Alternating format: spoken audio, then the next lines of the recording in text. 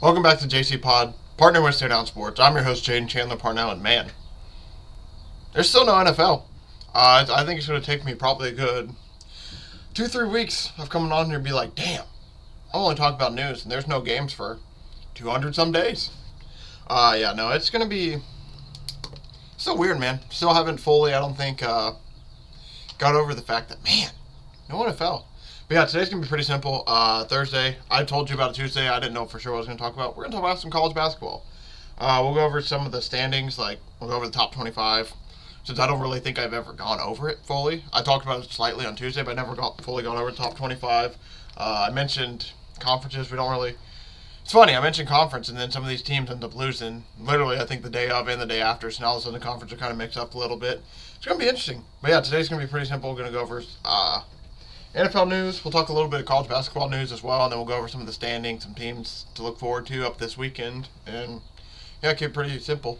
So without any further ado, let's head on to some quick NFL news. Okay, without any further ado, we'll start it with something that kind of happened yesterday. Steve Wilkes was fired, man. A little weird. Shanahan came out and pretty much said his system wasn't a fit for what the 49ers run, pretty much. That's what they said. I wonder if there's something deeper than that. It makes you wonder. It's like, man, did they get rid of him if, they end up winning the Super Bowl? Probably not, because then it makes you wonder if, like, man, Kyle Shanahan, makes you wonder if he's been thinking about this for a while now. Just really weird. But yeah, no, I mean, just add on that a little bit more. He basically came out and said, he's not, just not, they said he wasn't, like, a system fit, and it just makes me, I just basically said it. That's my biggest question. Is like, man, if they win, do they get let go of him, and then what? What was the breaking point? I know this year they weren't the best when it comes to like their percentages. Like they finished like number one last year in like in points and yards allowed, but then this year they were I think like third and eighth in both of those or something like that. I mean, it's nothing too crazy. There's something bigger going on. You wonder with this loss and everything. You wonder if they're going to be what's going on. You just wonder what's going on. Pretty much, that's the best way to put it. It makes me wonder if there's something behind the scenes, or if there's more going on than I know. Steve Spagnuolo, the Chiefs are signing let me try that again. The Chiefs are signing Steve Spagnuolo to a contract extension. That's going to be a problem for the rest of us in the league. And by us, I mean us fans, aren't the fans of the Chiefs. The longer the Steve Spagnuolo guy stays around, yeah, it's going to be a problem. He says his defense is full of guys who have high football IQ, and that's honestly something really hard to do, because usually you have about one or two guys where they can still be super, super, super talented, but it's just like they haven't needed IQ because they're just that athletic and that freaky that they don't need to have the brains right behind them. But apparently all these guys on this defense have really big brains as well, and that's scary, man, because the Chiefs are only going to get better, so it makes you wonder. They're still probably my favorite to win the Super Bowl, I think. We'll have to see. We're going to check the odds real quick as well while we're on the topic of Steve Spagnuolo. Man, it's crazy. I'm used to seeing the NFL in the bottom bar. I actually have to go out of my way to find the NFL now. Yeah, the Chiefs have dropped from 750 to 650. Not that too shocking, but Mahomes. I'm not going to read all the awards. We don't need to do that, but crazy. I think that Steve Spagnuolo coming back is going to be a huge problem for the rest of us. For the parade yesterday, shout out to all those who were affected. That sucks, man. I don't think I need to go into it in any more detail than a lot of other people had. I think I'll just be repeating a lot of what other people will say. But to sum it up, come on, man. I just don't get why. I mean, it's a parade. It's supposed to be a celebration. I don't get why people just suck. I think that's the best way to put it. Some people just absolutely suck. It sucks that they have to ruin a moment like this with something disastrous like that. I mean, it should have been a moment of celebration, a moment of happiness. I mean, the fact that kids got injured, too, that's the part that pisses me off the most. Kids got injured. I mean, why can't we just leave the damn kids alone, man? They don't deserve to go through all this. It's just crazy, man. Absolutely crazy. Shout out and prayers to everyone who's been affected by that and who has to deal with that. Hopefully, one person's dead, obviously, and 22 were injured last time I checked. I think they got all the shooters and everything. It just sucks, man. You're supposed to be able to celebrate and have fun. Your team won a Super Bowl. It's supposed to be a fun environment, and then that bullshit's happening. Absolutely stupid. There were 202 concurrent. I think overall there's 202.4 million viewers of Super Bowl. I'm sure that might have even been slightly more than that, and the highest total audience of history. and that was the Super Bowl halftime show as well. Did about 200 million, which was one of the highest in history. So shout out to Usher, man. Usher, baby. We'll keep moving on. Commanders hire Anthony Lynn as run game coordinator. Oh man, I don't know. This might be good. I actually do not know. I'm trying to. I won't lie to you. I'm reading like some stuff from Commanders fans right now because I don't know if I truly like this hire for sure or not. But it seems like a lot of these people are actually kind of happy with this move. I won't lie. I think. Well, Anthony Lynn was the running back coach for the San Francisco 49ers, and he was also their run game coordinator. So I think that's why a lot of people are excited. I actually did not know Anthony Lynn was. I knew him from the Chargers where he went 33-31, and he had that one playoff appearance. I knew him from there, but I did not know the fact that. I actually did not know that he was part of the 49ers. I guess I just totally flew over my head. So that makes a lot more sense. If he was the running back coach with McCaffrey, I think it should be all right. I think they should do a lot better. Washington has some pretty good running backs. Brian Robinson, Antonio Gibson. They got some guys over there. He's going to be under Cliff Kingsbury as well. So it's going to be interesting, man. The Commanders are finally starting to build up a decent staff. I'm not going to lie. The biggest thing, I forget who said this. It was one of the guys that were interviewing. I want to say it was... It's somebody who originally had a chance for the Commanders. Maybe it was Ben Johnson. It was Ben Johnson. It was somebody along those lines. I can't remember exactly now, but they said that the only issue is I didn't mind the job. I really liked the job. The only issue I had was they got a basketball owner as an owner. And he put a lot of emphasis on the basketball owner. And the only thing that bothers me, we brought this up in the summer. I'm sure I'll bring last summer. I'm sure I'll bring it up again. When they bought the team, we brought this up. This guy owns the Philadelphia 76ers. They had the process thing. They had the whole Joel Embiid thing. And it's not... I know this is a horrible way. I mean, this is like handicapping in sports. It's a horrible way to look at this, but watching the way he runs the Sixers, don't get me wrong, the Sixers have been good. They've had some issues in the playoffs, but just watching him run them, and then now he's going to run the Commanders makes me wonder, like, are we going to see something similar? Because if that's the case, then I don't know how well they can do, but I'll be honest. Commanders can do we'll be doing whatever he does there will be a lot better than what Dan Snyder was doing anyway. So they already have to step up. It just makes me wonder where this dude's head at. Because we saw with Dan Tepper. I mean, Dan Tepper was at least the Commanders owner's experience in sports. Dan Tepper, I don't know how... I think Dan Tepper actually had experience in sports. That's stupid of me to say. But he joined the football. It was a rough start for him his first year. I mean, the Commanders had a rough start their first year. We'll see how they do next year. They potentially could be a bit better. I don't know. By the way, apparently... So there's 22 people total hit, I guess. One dead and 21 injured. Man, it was a mother of two that was killed. See, that's the stuff that sucks. Now there's gonna be kids. Like, I'm not gonna go back, travel back to it, but that's just awful, man. It just sucks. Why can't we have good things? Truthfully, some humans suck. Kelsey came out and said bumping Reed was definitely unacceptable. I think as a football person, I think we can all understand the passion and everything. If anything, that should tell you the comfortability level that those two have. Because I won't lie. Just in my experience with sports. Usually if you bump the head coach, obviously I know this isn't the NFL, so and it depends on the personalities as well, so this is like kind of not exactly like same playing level, but sort of is. Like I just remember, like I'm just thinking about if somebody I knew did that, like for example, shout out Coach Fem for my call, like he was my head coach at SXU. If somebody bumped into Coach Fem, somebody did what Travis Kelce did to that guy. I mean, first off, Coach Fem's probably slapping him in the mouth, being like, hey, what are we doing? But no, honestly, there's there's actual discipline that probably should come to that. But that just tells you how close they are, that he was able to do that, he's able to yell at him. Apparently Andy Reid bumped him earlier in the season. They were challenging each other. I mean, even Kelsey came out and said after, like, if he punched me in the face, I would have ate him and been like, all right, let's go. But I mean, it's one of those situations where he was just fired up and frustrated and everything. And sure enough, he did something he probably was not supposed to do. And I think it was funny. Apparently Andy Reid came up to him afterwards and said, like, hey, just so you know, there are cameras on me all the time, which is honestly hilarious. But yeah, no, you probably shouldn't be bumping your head coach. I'm not gonna lie, probably not the best thing to do. But they won the Super Bowl, so obviously it's just gonna be looked at as a funny moment versus what it could have been. But yeah, I mean, just if anything, what I took out of it is the passion. I mean, it's like, yeah, obviously, like I said, you can't be doing that. But I mean, it's like, it just shows you at least, like, hey, the guy's passionate. Shout out to Andy Reid, man. I know Andy Reid's a bigger guy, but he kind of ate that a little bit. Like, he kind of took 2-3 steps, but for being an older, bigger guy, I mean, ate that thing. And Travis isn't a small guy, by the way. So that's another thing to add on to. 49ers Lynch hopes to sign Ayuk to a long-term deal. He's come out and said some stuff on social media, him and his brother, about the 49ers not getting the ball. But when it comes to John Lynch, he said, you want a guy like Brandon Ayuk to be a part of you going forward. He also added whether you trained... oh, here we go, sorry. I won't lie. The way this article wrote this... I'm not gonna blow them up or anything, but the way they wrote this article is kind of stupid with the way they did the quotes. But whether you're a trained eye or you're a fan, you can see the passion from plays.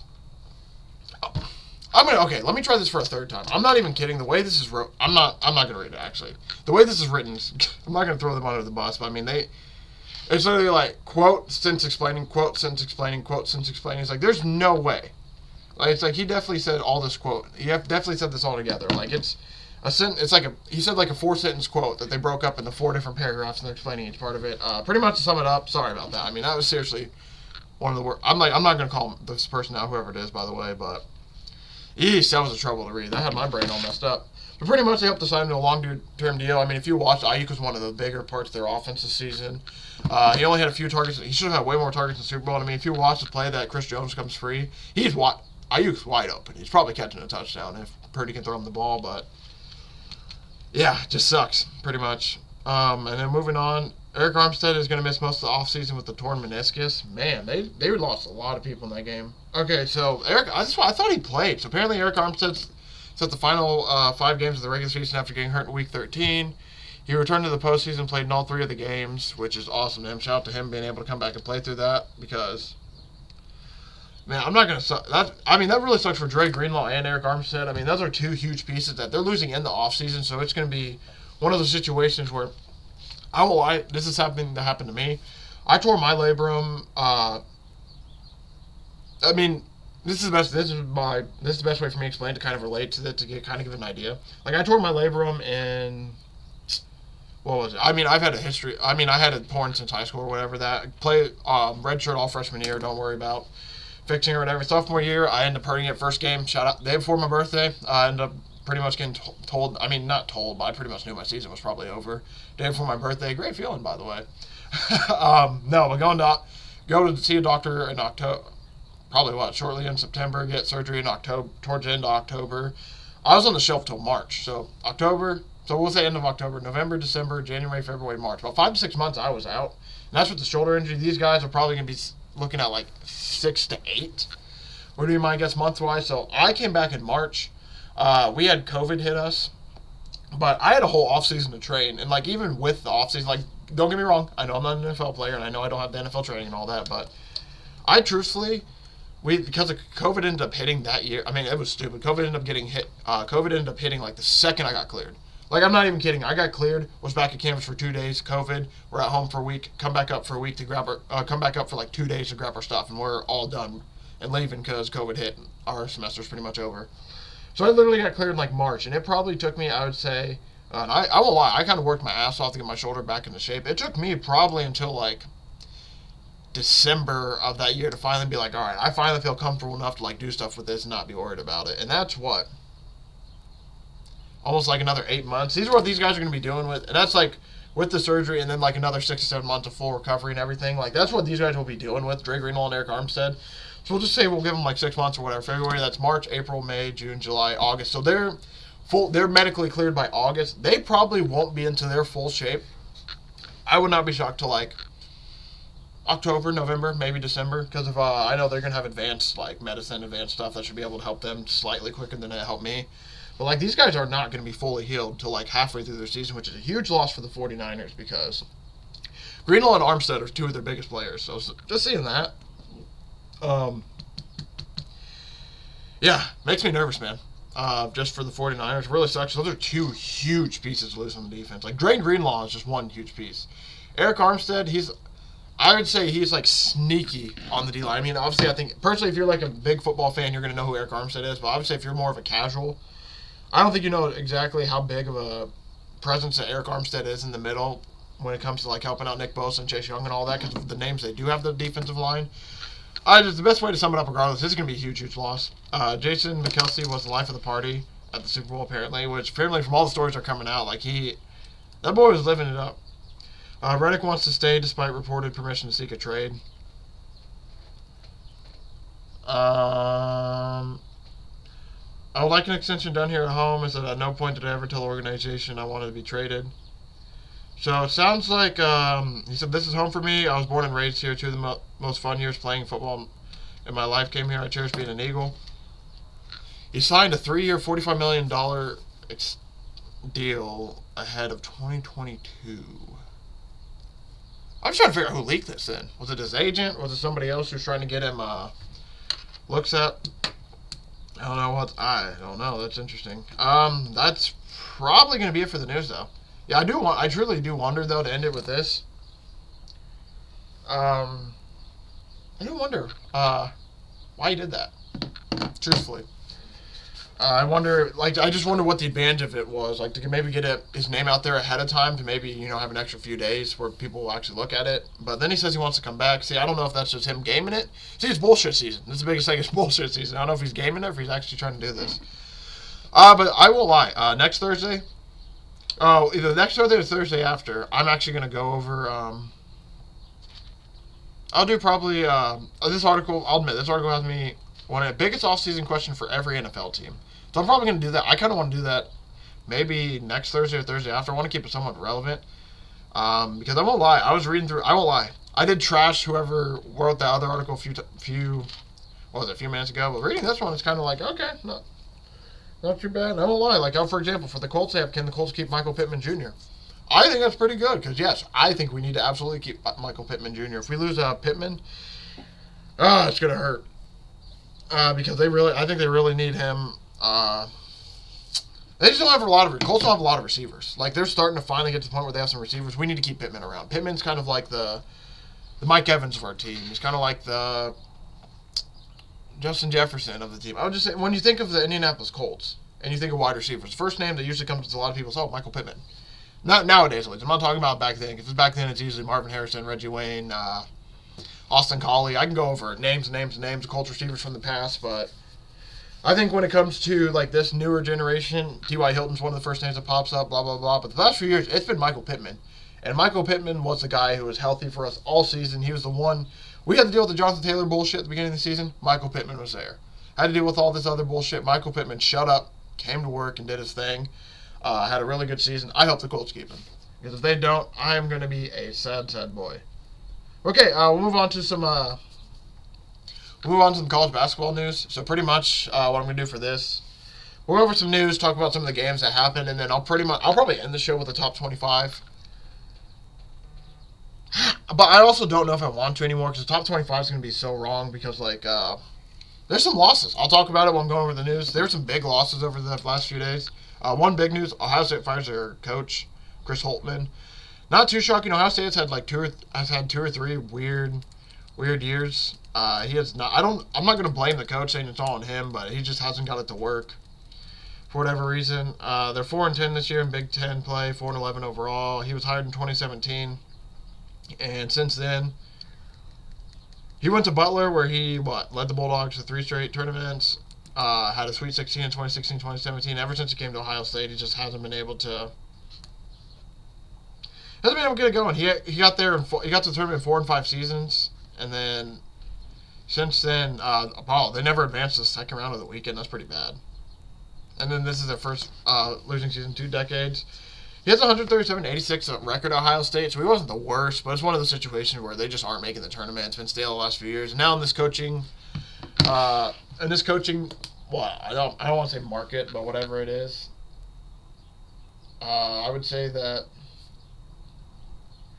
I don't know the best way to put it. It's just with the way the coaching goes nowadays, you either you're a winner or you get moved on from, no matter what. You have 2 or 3 bad seasons in a row, you best believe you're gone. Absolutely gone.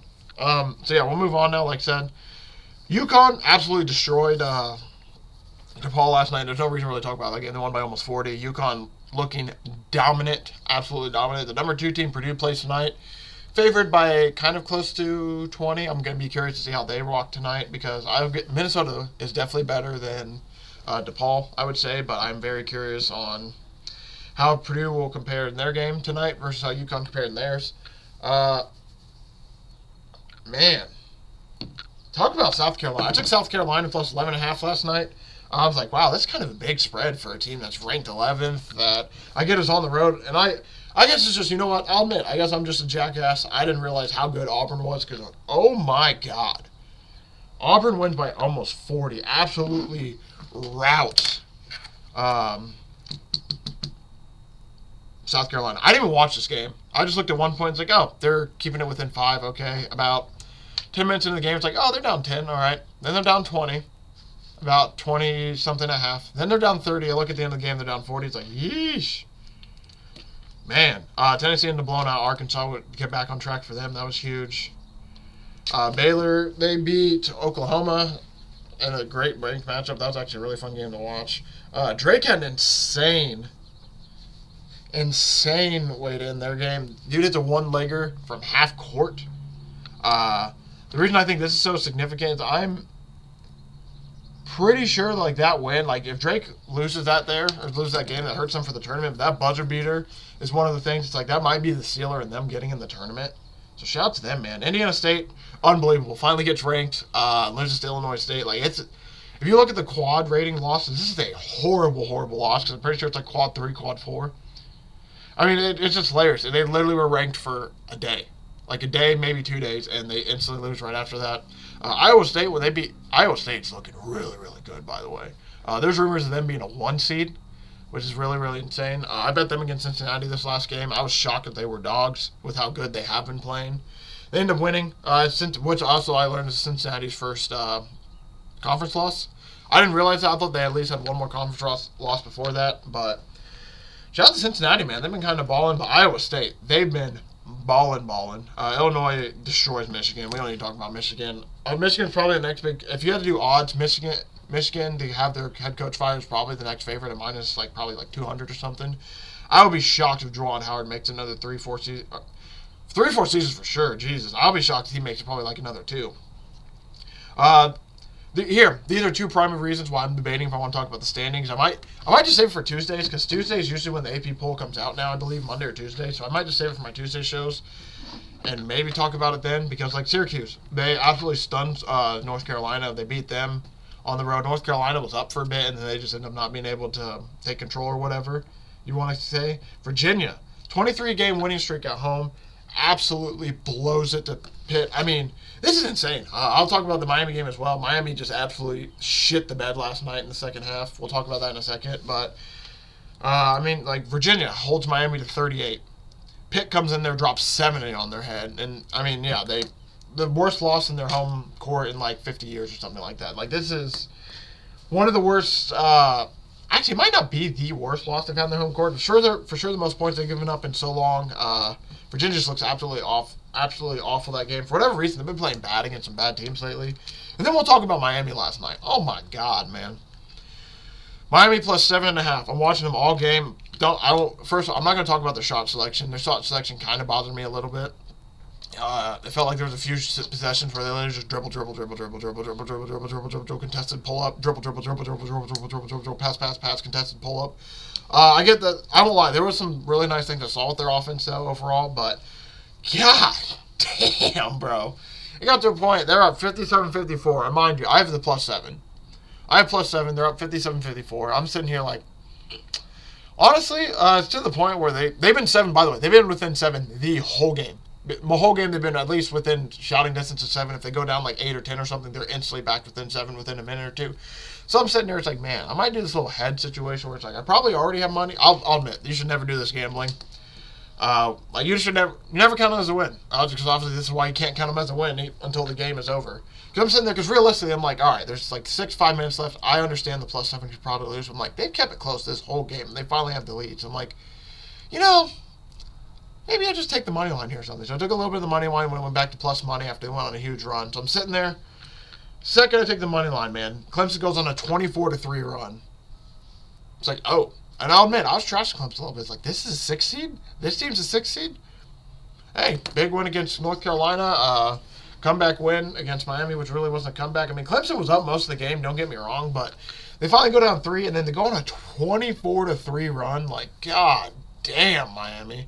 Yeah, watching Miami give up that, I have no faith in them as a March Madness team. I won't lie, Clemson, Another team I'm kind of sketchy on in March Madness. I think Clemson will make it. I don't know if Miami will make it at this point. If Miami does make it, I mean, they're gonna have to make a lot of shots because they aren't making shots like last night. They shot more threes than twos, and they did not. I think they made like probably close to 30% of their threes, and they got ran out of the gym. Like their shots weren't falling to end. I mean, from what I saw, I'm not gonna judge. I've only seen a few games of this, so I'm not gonna say this is how their team is. But from what I'm seeing, it's like they were down like 6, 7-ish, and they just started jacking threes. Like, don't get me wrong, they got decent looks from three. And, like, they did cut into the paint a little bit here and there. But it just felt like the second they started going down, like, somewhat big, they're just like, fuck it, we're going to just start shooting threes. We're not even going to try to go to the rim anymore. We're just going to start jacking. And then, especially at the end of the game, they just started jacking to keep it close. And then 24-3, they ended up losing by 17 to Clemson. Kept it within five, the whole game. Lose by 17 to end the game. Like, I mean, I don't lie, it pissed me off a little bit, man. I'm like, God damn, boys, come on. But shout out to Clemson, man. That's a huge, huge win. Vanderbilt, insane buzzer beater, beat Texas A&M. That's going to hurt massively when it comes to their March Madness picture because that's a huge loss. That's like a quad 4 loss. Vanderbilt is horrendous this year. Then Kolek, amazing game as Marquette into beating Butler. Marquette looked good in that game. That was a game, I won't lie, Marquette has some insane ball movement. Watching the way they play the game, that's like, all right, that's definitely a team I could potentially see winning in March. It's just, I don't want to say it, but a lot of people are saying it. Shaka Smart, he has a history in March. I'm not going to say that. There's a lot of people who will say that, though. But I was really impressed with what Marquette did. I was even impressed by Butler. I thought Butler had played a pretty good game. Marquette just played a little bit better. LSU, man. LSU, at one point I look at the books a few days ago, they were like plus 15.5 live. I'm like, that's LSU, they suck. LSU ends up coming all the way back, literally have a tying layup to win the game against Florida. I don't know what Florida did. This is more concerning than Florida than LSU. Florida leaves a guy, I won't lie. To end the game, Florida, I think, ends up missing a free throw, so they're up 2. 82-80. LSU guy runs down the court, absolutely crosses some dude up. Dude falls. He passes the ball out, gets the ball back, and I think he was so open that he scared himself. He pretty much short-armed. Like, he gives a little, quick push shot because I won't lie, he definitely had time where if he wanted to, he could have done a full layup off the glass, Obviously, that's easier for me to say watching the game, but you could definitely tell that he was literally stressed about time because he gave a little short shot. It's the front of him. Nobody's near him. This guy easily standing in front of the rim, the closest guy probably won't be able to get there in time before the clock runs out with with a second or 2 seconds left. Short arms it, misses it. That's a sucky loss for LSU because that would have been huge if they were able to beat. They were able to beat Florida because, they made a massive comeback to get that close and then they just ended up losing it. Kansas, man, another team that scares me. They were a team of 4 people, and when you take away 1 or 2 of them, it shows, man. They got absolutely destroyed by Texas Tech since the last time I came on here. They lost by 40, man. 30-40. It was ugly. They looked absolutely horrendous. Filipowski and Duke are now... I forgot about this Wake Forest game. Shout out Mark Mitchell, man. Duke -7. Mark Mitchell does a dunk for no reason. They don't foul him. He could have easily dribbled it out and wait till he got fouled and then shoot his free throws, but nah, he did it on the rack attack. Shout out to him. He ends up making it. They're up, I think, 8 at this point. Duke is up 8. They end up fouling. Duke goes to the free throw line. This is funny. I don't think anybody on the court realizes 1-1. The Wake guy misses a free throw. Nobody on Duke reacts. He runs to the corner to try to shoot the 3, ends up hitting the side of the backboard or something like that. So Duke ends up covering by legit 1 point on a worthless dunk, so shout out to them. I guess we can go over the AP pool real quick. It's going to change because, like I said, Indiana State's probably going to fall out after this loss and all that, but going over it, UConn was number 1, Purdue number 2, Houston number 3, Marquette number 4, Arizona's 5, then Kansas, North Carolina, Tennessee, Duke, Iowa State to round up the top 10. I think due to some of these losses, like North Carolina loss, they're going to go down. Kansas loss, they're going to go down. We'll see Iowa State go up. South Carolina got destroyed. They're going to at least go down to 13 because that's what Auburn was at. So you go South Carolina 11, Baylor 12, Auburn 13, Illinois, Alabama is 14-15. Dayton, Creighton, St. Mary's, BYU, Wisconsin around the top 20. How Wisconsin is 20 is shocking to me. Shout out to them for still being ranked. But they went on a bad slide. They fell from 11 to 20. I thought they might have even fell out with how bad it got. Virginia 21, Kentucky 22, Indiana State 23. I don't know how long that will last after their loss. Florida Atlantic 24 and Oklahoma 25. So that's the top 25 for college basketball. Yeah, man, I won't lie. We've been having some good games lately. Arizona beat Colorado 4 days ago. Yeah, I mean, Texas A&M got a huge win against Tennessee before losing to Vanderbilt. That's what makes the Vanderbilt loss hurt that much more, is they were able to lead wire to wire against Tennessee, and then they just blow it at the end. Yeah, I won't lie. There's not too much left to go over this weekend. I'll pretty much end the show. I'll go over some of the big college basketball games going into this weekend. PGA is obviously going on as well. I believe this is a bigger... It's the Genesis Open. I don't actually know if this is a bigger tourney. I'm not going to lie to you. I think the big tourney... I don't know when the big tourney is, actually. I'm trying to figure it out. I know maybe in March is probably. I know the Players is in March. That's probably one of the bigger ones. I'm not gonna lie to you. I'm not gonna talk about golf too much. This ever since the Live PGA split, it's become even harder to handicap for me because at this point, like I look at for example, I look at the PGA. I only know a few guys, so it's to the point where it's like, all right, one of these no names is probably gonna win. And I could give you Scotty Scheffler at plus like 650 to win every week, but at a certain point, y'all just bash me in the head. But yeah, I don't really think there's too much big. Notre Dame is going to continue the Shamrock Series against Army when it comes to football at Yankee Stadium, so that is awesome. College football playoffs and ESPN agree to a 6-year extension worth $7.8 billion with a B. Eesh. That's insane. That's a shit ton of money.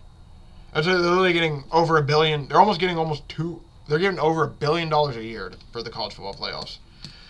Yep, that's where that McAfee money is coming from. Shout out Pat McAfee. No, that's actually no. In all honesty, though, that is insane. ESPN. I mean, well, they buy up Pat McAfee for close to $100 million plus easily. Now they're getting this for $1 billion. I mean, yee! Shout out to them, man. They made a money. But yeah, I'll probably start going over more news occasionally. Like, for example, I'll talk about some NBA stuff. There's NBA stuff going on. Other stuff like that. I will admit, I need to look into this more. Apparently, I've not seen this yet, but Isaiah Stewart punched somebody in the face and got arrested for it. So the fact they got arrested for it, like, I'm going to look at that up a bit after the show, because it's like, what? That's in the NBA. Like, yeah, I think he punched somebody in the NBA in a game and got arrested for it, which is like, oh, I've never heard that before. But I'm going to stay away before I don't want to get into too much trouble, because like I said, I don't know too much of it. NBA All-Star Weekend, I'm pretty sure it's this weekend. Shout out, it's going to be in my home state of Indiana, in good old Indianapolis. Should be a fun time. I don't know if I'm going to go to anything, for being honest, but should be a great time. Vibes are going to be high over the weekend. We got that. We got Draft Combine coming up. It's going to be a great time. But yeah, one day with some, like I said, I'll start doing that more, where I talk about more and more, what's the best way to put it? More and more news from other sports. I know baseball's going to be upcoming here soon. I mean, pitchers and catchers, I believe, have already reported. MLB, they're signing. There's people getting signed and all that. But I know we aren't the biggest baseball program, so I'll save that for a little bit later. But yeah, like I said, we'll end it with some NCAA games to watch for this weekend. Top 25-wise, Purdue plays Minnesota tonight. Florida Atlantic plays Temple tonight. Both of those are close to 20-point favorites. And St. Mary's plays Pepperdine, another close to 20-point favorite. So tonight's the night of the blow-up, potentially. Either that or it's going to be some interesting covers. Iowa State plays Texas Tech on Saturday. After a huge win for Texas Tech. Alabama plays A&M after their scary loss. Virginia plays Wake Forest. Those are all three of those are huge games for when it comes to tournament biddings and all that. Because if I remember off the top of my head, SEC has about 9. I'm going to try to do this off the top of my head, so give me some credit. I saw this on a graphic on a game last night. It's like 9 for the SEC, 9 for the Big 12, 6 for the Big 10, 6 for the Midwest, 6 for the Midwest. There's 2 for the all. What's the name? There's like 6 teams from the ACC, I think, going in, 2 from the all 10 or whatever it is. A10. I think there's 2 teams from the A10. There's 2 teams from another conference. I forget how exactly it is, but it's pretty much like 9, 9, 6, 6, 6, 6, like 4, 2, and 2, something like that with the conferences. So there's a lot of, like, SEC, obviously, like I said, they have 9. Big 12 has 9. But a lot of these other conferences, like, man, they're going to be these games come even tighter than if the Big 12's going to get 9 teams in with how talented they are. So, yeah, like I said, keep going forward, though. Houston's playing Texas. That's probably going to be a huge game. Duke, Florida State should be interesting. North Carolina plays Virginia Tech. Marquette, UConn. That's probably going to be the game of the day. We got number 1 versus number 4. This is potentially 2 number 1 seeds. Marquette could end up rounding out and being the 4th number 1 seed.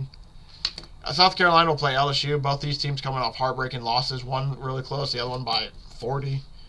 Wisconsin, Iowa. Iowa could potentially upset Wisconsin here if Wisconsin's fully not back on track. They finally got a win last week, but they've been rough. Tennessee plays Vanderbilt coming off a huge win. And then Southern Illinois playing Indiana State, who Indiana State needs to win that game if they want to stay ranked. Sunday, so Purdue is basically a doubleheader. They play, no, I'm just kidding. They play Thursday and Sunday. It's not a doubleheader. Purdue will play Ohio State Sunday. Florida Atlantic will play South Florida Sunday. Those are all your ranked matchups. Should be exciting, man. We'll finish it off, like I said, talk about maybe some smaller games that might. I'll see if there's anything that's huge. SMU Tulane might be a good basketball game that looks close. UCLA Colorado tonight will probably be a good one. Both these teams kind of fighting for their tournament lives. Potentially, USC Utah. USC is kind of ass this year. No offense. Shout out to Charlotte. They just took the interim tag off their head coach, and they're 14-point favorites tonight. Should be a good one. There, Friday. There's Villanova, Georgetown, and VCU, St. Louis. And then obviously there's probably a lot of smaller colleges I'm missing that I'm not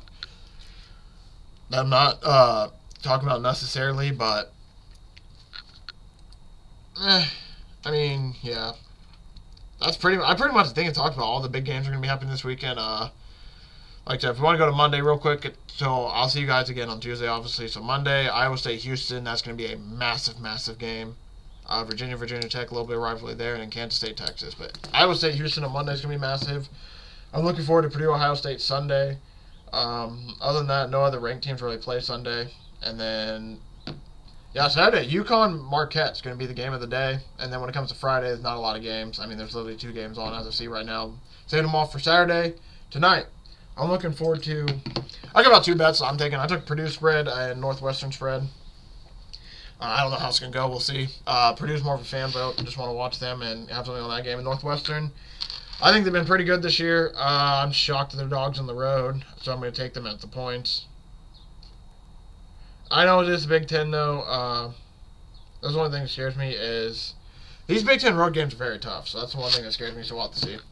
But yeah, that's going to do it for today. I don't really got much more to go over. When it comes to next week, we're going to start going to 3 pods again next week. I didn't realize I hope everyone had a good Valentine's Day, by the way. Didn't realize it was Valentine's Day until about 2 hours after I got off the pod. Like, oh shit, tomorrow's Valentine's Day. So yeah, starting next week, actually, instead.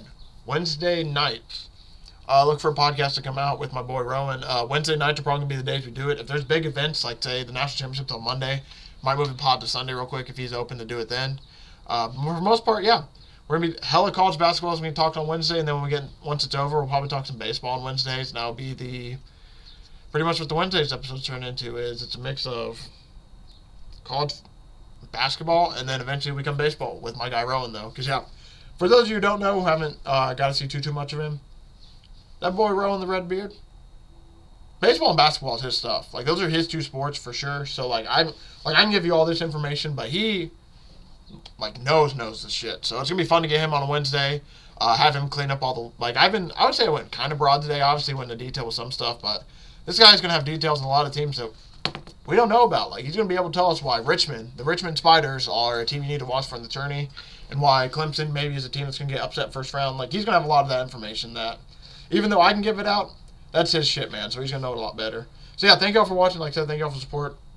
Really do appreciate it. Tuesday pod, we'll probably just go over some NCAA news, we're obviously going over some NFL news, react to college basketball news, and then kind of just go over what happened this week in college basketball-wise, see if there's any more ranked teams that lost and all that, and then Wednesday, that'll be Tuesday's episode. Wednesday, we'll have my boy Rowan on, talk more college basketball, and then Thursday, man, that might be where I do, the NFL offseason thing, like I said, we still haven't decided. Thursdays are going to start becoming the gimmick episodes, where it's maybe a flashback Thursday, throwback Thursdays, Thirsty Thursday, stuff like that, where we'll just figure out gimmicks, and so that way, talk about a little bit of that stuff, and then also finish with probably more college basketball, because March Madness is coming, man. Trying to get out all the information I can while we can.